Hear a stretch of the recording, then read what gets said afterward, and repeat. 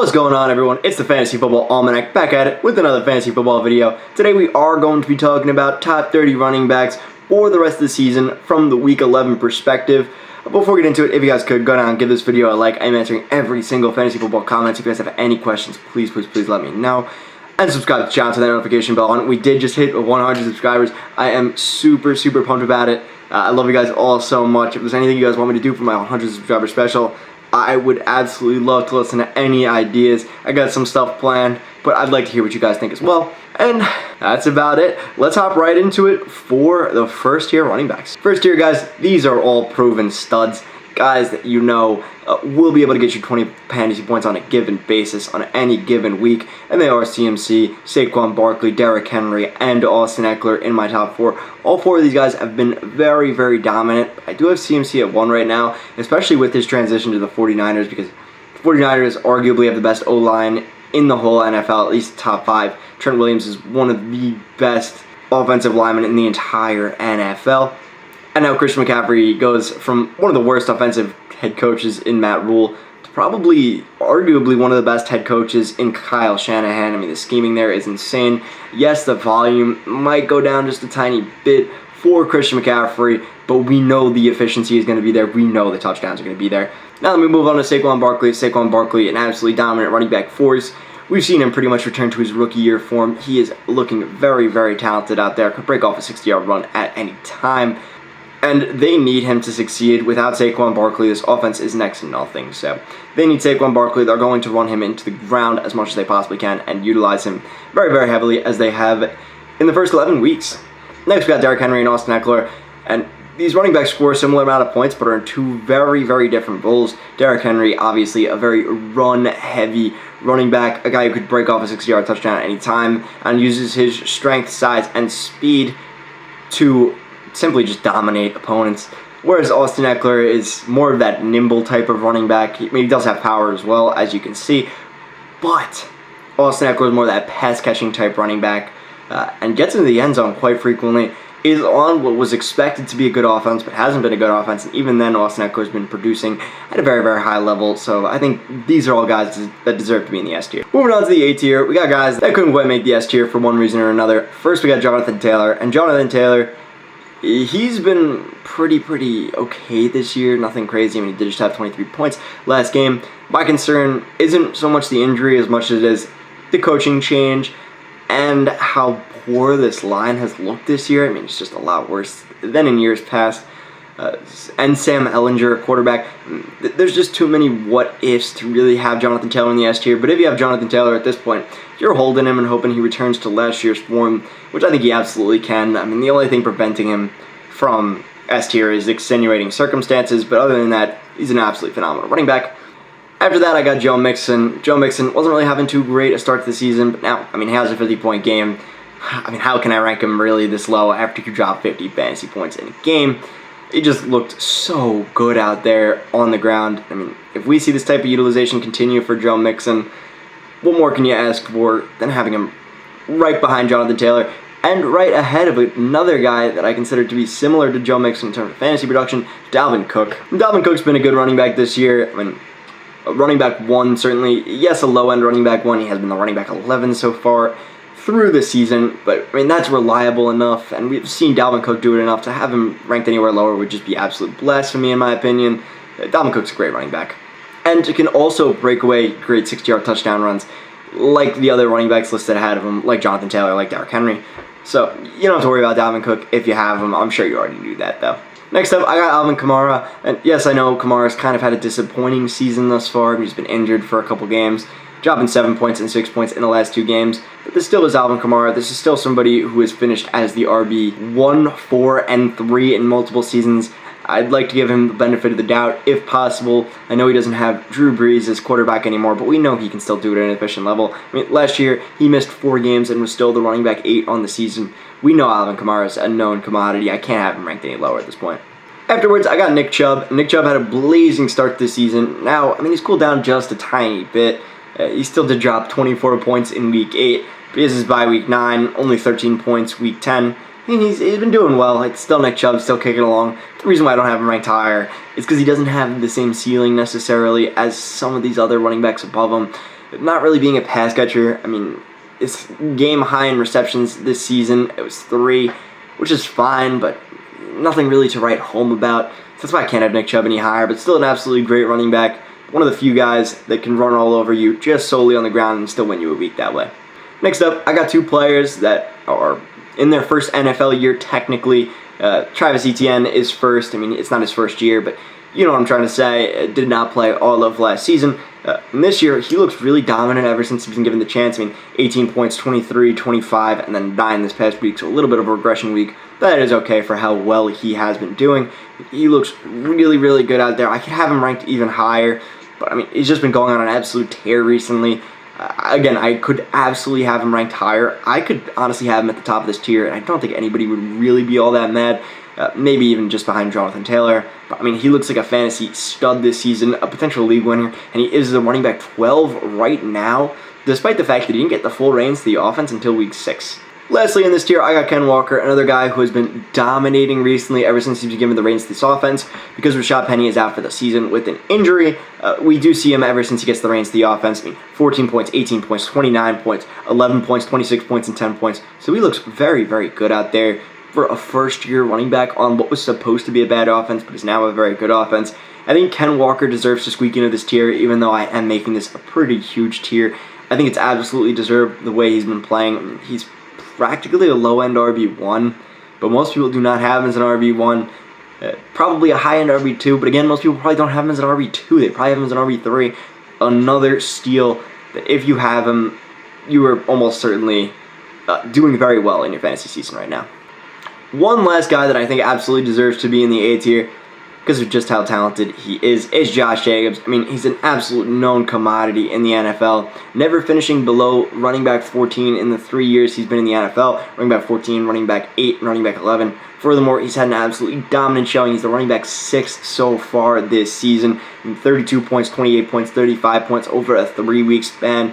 Just last week, drops a casual 19 points. Moving on to the B tier, though. Rhamondre has been very, very solid this year. I mean, if you have him, you're very, very happy. Running back 10 in PPR right now, because, I mean, he just gets so many receptions. I mean, 7 targets, 8 targets in his last 3 games. That's incredible. Just gets it done week in and week out, and is starting to take over the lead role in this offense ahead of Dameon Harris. I think if you own Rhamondre Stevenson, you are a happy, happy man, considering where you got him was very, very late. The talent is there, the O-line is there. The only problem is the offense isn't that great, so the touchdowns might not necessarily be there as much. I mean, he only has 4 rushing touchdowns in the season, so still a great running back, but that's why I do have him in the B tier, just because the offense isn't as great. Another running back whose offense is not that great, but still functions very well, is Dameon Pierce. And this is a guy who's been very consistent, and yes, he's also a rookie, so he wasn't that heavily utilized in the receiving game to start, but now has been getting a lot more work in the receiving game. Since week 4, he's been averaging a little bit under 4 targets a game, which is absolutely fine for a guy that you expect to mostly get his volume through rushing anyways, but it proves they're trying to shift Dameon Pierce as to more that pass catcher, more so than Rex Burkhead. And we do see him run absolutely dominant on the ground. I mean, Lovie Smith absolutely loves, no pun intended, to run the ball. 17 carries, 27 carries, 15 carries, and 20 carries in the last 4 weeks. You know he's getting his volume, and that's really what matters at the running back position, volume over efficiency, unless you're Najee Harris, which I will get to later. But Dameon Pierce looks to be a very, very good running back, and I think a good running back too for any roster. Next, we got Aaron Jones. I could have Aaron Jones higher again. My problem is he has too much volatility on any given week to be a really great fantasy commodity. I mean, we see him drop 5 points, 9 points in 3 separate weeks, but we also know he can drop 30 points, 40 points. And the only player with more 40-point games than him since, I think it was 2018, is Derrick Henry, and not bad company whatsoever. We know he can do it on the ground, but I also am a little bit worried about A.J. Dillon stealing some carries. Yes, Aaron Jones is taking over as the lead back here, or at least seemingly taking over as the lead back, but A.J. Dillon certainly looks to be involved as well, so there is potential for sapping work, touchdowns, and why I am a tiny bit scared of Aaron Jones. Next up, we got the C tier. This is the island of misfit toys right here. First, we got James Conner. Came down with an injury in week 5, now is back. Puts up 22 fantasy points last week on 2 touchdowns, proving that he could still be that touchdown guy we always knew he was.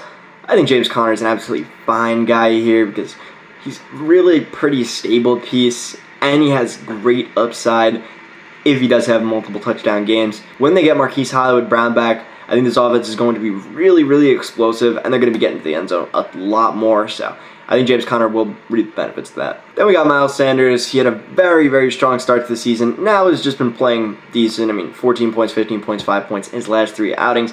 He's a good, stable running back, just like James Conner. Currently, he is the running back 19 in PPR scoring, so absolutely fine. Nothing to write home about. Just one of those run-of-the-mill RB2s. The next guy I want to talk about is D'Onta Foreman. This is a guy I'm actually really, really excited about for fantasy football. In 15 points, 31 points, 3 points, but then 19 points. This is a guy who can get it done very well on the ground. They clearly favor him as the lead back over someone like Chubb Hubbard, over Rasheed Blackshear. I mean, I don't think either of those names are really guys to write home about. Whereas D'Onta Foreman actually filled the role of Derrick Henry perfectly last year. I mean, as perfect as you can be without being Derrick Henry. D'Onta Foreman is pretty talented, and we've seen it. Well, he's not catching passes out here. It's kind of like a Dameon Pierce, where it doesn't really matter because he's getting so much work on the ground. Well, yes, the Panthers may be down some games, and D'Onta Foreman could potentially be game scripted out.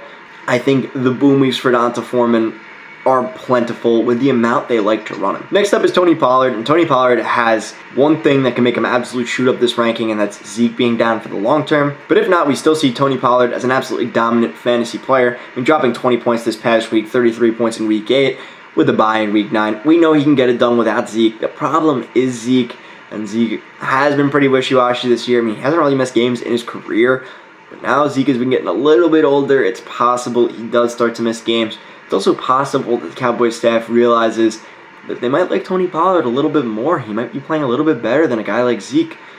So I think it's possible they do end up sticking with Pollard and giving him more and more touches. That's why I have him ranked as aggressively as I do. Let's move on now to my last player in this tier. My last guy is Leonard Fournette. And yes, I am a little bit worried about Leonard Fournette. I mean, they're not giving him the ball as much as they used to. Rashad White is kind of more so becoming the guy in this offense. Leonard Fournette still does have some receiving work, some receiving chops to lean on. I mean, getting 6 targets almost every game this season. He certainly is good, and he is looking to come back into Week 12, which is a good sign for all Leonard Fournette owners. Well, I think he could even go lower than this. We've seen Leonard Fournette ceiling before. He was a really, really good fantasy commodity last season. And still this year is the running back 9 in PPR, believe it or not, even though nobody's really been writing home about a guy like Leonard Fournette. And we saw him be the running back 6 last year, so we know Leonard Fournette is a proven commodity. I can't rank him any lower until we see Rashad White fully take over this job. The next guy I want to talk about is Najee Harris. And Najee Harris owners, I am sorry. I was staying away from Najee Harris as much as humanly possible in fantasy football drafts, especially to end the season. But he has looked even worse than I thought. I mean, I did not think he was worth being a first-round running back because of the red flags. I mean, a new starting quarterback, second year of ridiculous production did not seem necessarily sustainable. Mike Tomlin was saying in the offseason that he really wanted to limit Najee Harris's carries, and now we see it actually come to fruition and Najee Harris truly be limited. And I mean, so far this season he's had 1 rushing touchdown. That's pretty awful for all Najee Harris owners. And he also hasn't been as utilized in the receiving game, because when you have somebody like Kenny Pickett coming in, a rushing quarterbacks generally do not check the ball down to their running backs nearly as much, because there's no point for them to. They could just take off and run instead. So that's what Kenny Pickett likes to do. It does concern me a bit with Najee Harris. I mean, I think I could even rank him lower. My problem with ranking him lower is that it just seems foul to rank him any lower. It just seems really ruthless. I don't know if I can do it. Nevertheless, Najee Harris, I'm sorry, not a good fantasy player. I think he's a borderline flex at this point. I mean, he's a running back 26 in PPR. That would make him a high-end running back 3, so a flex. He's a flex. I hate to say it. Next up, I got a set of teammates. I got Jamaal Williams and DeAndre Swift. I have to rank them together just for my own sanity, but realistically, Jamaal Williams should be higher than this. The thing is, DeAndre Swift is one of those pedigree type of running backs, a guy who should be utilized very heavily. But Jamaal Williams is the guy getting most of the carries here. 24 carries week 9, 16 carries week 10. Yes, DeAndre Swift gets all of the receiving work. But Jamaal Williams is getting a lot of the touchdowns as well. This is a guy who has 9 total touchdowns in 9 games so far this season, so he is getting utilized very, very heavily at the goal line. Whereas DeAndre Swift has 4 touchdowns in 6 games, so he's also getting utilized. But at the same time, I feel terrible for DeAndre Swift owners and Jamaal Williams owners. I wasn't really too heavily investing in DeAndre Swift, so I feel blessed myself. But if you are DeAndre Swift owner, I am super duper sorry for what is going on. The Lions are going rogue right now. And I would honestly, in a vacuum, if I didn't know these 2 players' names, I would prefer Jamaal Williams easily in a heartbeat. But knowing what we know about how good DeAndre Swift has been in years past, I can't rank him much further below. But this is where he has to be. Next, I got Cordarrelle Patterson, and I think Cordarrelle Patterson could be ranked higher potentially. We saw him have 2 fantasy points this last week, but the week before that, coming back from his injury, he did have 17 fantasy points, so it is possible he does just bounce back from his 2 fantasy points. But the thing that concerns me is just how many running backs are in this offense that they like to use. I mean, we got Tyler Algier, we got Caleb Huntley, we got Avery Williams, Dameon Williams may be making a return. There's just way too much going on in this backfield for me to rank Patterson any higher right now. If we see him get back to, let's say, 50% of snaps, I would be absolutely fine with it. But until then, I can't really rank him any higher. Next, I got Devin Singletary, and this is not a guy I like in fantasy at all because they don't run the ball. He never gets the volume, but I mean, 13 carries in the Bills' offense will just have to do. I think he's a fine plug-and-play type of running back, but not somebody I would be writing home about. I think he's okay. Not really all that talented of a running back. And through 9 games, he is the running back 24, so I mean, he gets the job done decently well, but I really would not want to own him unless I needed a plug-and-play running back. The last guy I have in this tier is David Montgomery. I mean, especially with Khalil Herbert going down for parts of this season, we could see David Montgomery come in and be an absolutely dominant lead back yet again. It is sad what happened to Khalil Herbert with a hip injury, but at the same time, David Montgomery will stand to benefit from this a ton because David Montgomery is now the official lead back in this offense. I mean, there's really nobody else he's competing with. That means a ton for fantasy football. So I like David Montgomery here, especially because he will be the running back 1 in this offense. But now let's move down to my last tier. For my last tier, guys, I got guys with some question marks here. First off, we got J.K. Dobbins, a guy who has been constantly dealing with injuries this season, is coming off a torn ACL. But I think once he's back, I mean, he could at least get his feet in the water. He's still a very, very talented running back drafted in the 2nd round 2 years ago. We know what J.K. Dobbins is, and he's a consistent producer when healthy, when on the field. The problem is health. We don't know exactly when he's going to be back. And even when he is back, he might not be the same running back. He might be running scared. We just don't know. But I have to rank him in my top 30 just because it is J.K. Dobbins, a guy who in his rookie season finished as the running back 17 in standard scoring and had a gracious streak of scoring touchdowns and running very efficiently, especially behind the Ravens' offensive line, which is good and is helped by the fact that Lamar is a rushing quarterback to open up even more lanes for these runners. I think J.K. Dobbins will be the running back 1 when it's all said and done. I just worry about whether or not he'll be able to come back at all. Then I got Isiah Pacheco, and Isiah Pacheco did get 16 carries this most recent week, but I mean, he's getting pretty much no receiving work whatsoever. I mean, he has 3 receptions on the season. They primarily like to use McKinnon in the receiving game, so I think that limits his overall upside. But again, he is in the Chiefs offense, so if he's getting 16 rushes, he could fall in the end zone, which is what matters, which is what we're chasing here. Fingers crossed he does for Pacheco owners, especially if you have to plug and play him through buys. I think he's worth a commodity. And the last 2 guys I have are Antonio Gibson and Brian Robinson. Looks like the starter's probably going to be Brian Robinson, but we just don't know. I mean, week 9, we see him only get 13 carries. Week 8, we see him get 8. But then week 7 and 6, we see him get 17 and 20. This past week, we see him get 26. It's very, very confusing. We just don't know whether it's going to be Gibson, whether it's going to be Robinson. Right now, I'm leaning towards Robinson, but could easily also be Gibson. I just really want to stay away, but I think both of them are kind of worth it commodities to at least own. But anyways, guys, that is going to be it for the list. Top 30 running backs for the rest of the season. I hope you guys did enjoy. If you did, go down and give this video a like. I am answering every single comment, so if you guys have any questions, please hit me up. And subscribe to the channel, turn that notification bell on. Again, thank you guys so much for watching, and thank you guys so much for 100 subscribers. It means so much to me. I'm going to be saying it for the next 10 videos. But thank you guys so much, and as always, have a good day, good night, and a good life.